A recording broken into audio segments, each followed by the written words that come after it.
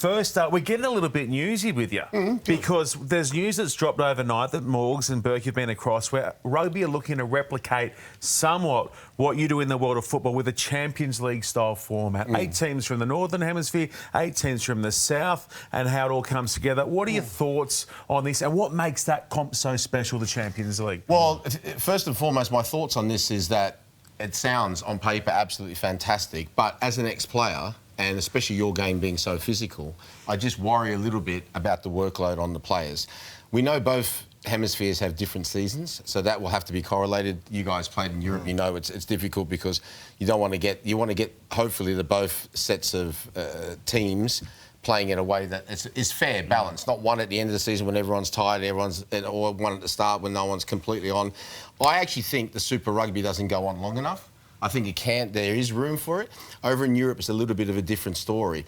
But like somebody said to me yesterday as well, you don't know unless you try it. So I would try it. The only thing I would say with having it every 4 years, as I read the same article that was in our paper, is that how they're going to do it. They're going to have to do it on points accrued over the 4 years. And sometimes, especially now with the audience, people want to have the champion. Like they want to have the champions of the Northern Hemisphere playing against whoever wins the Southern Hemisphere Super Rugby immediately, not 4 years later. So we're starting this. The FIFA are starting this FIFA Club World Cup.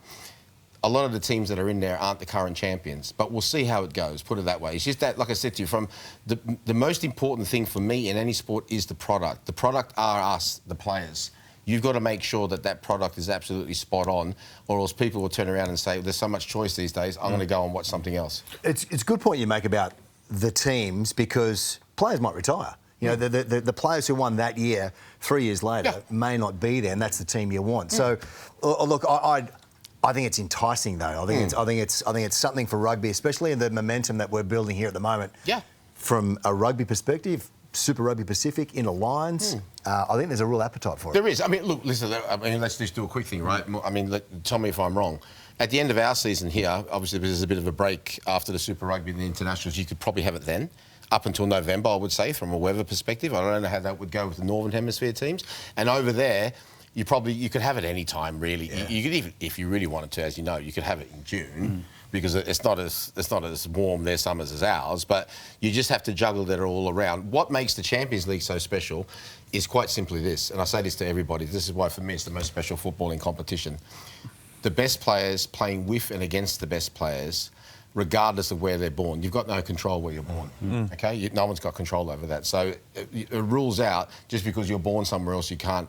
The best playing with and against the best, and that's what people want to see.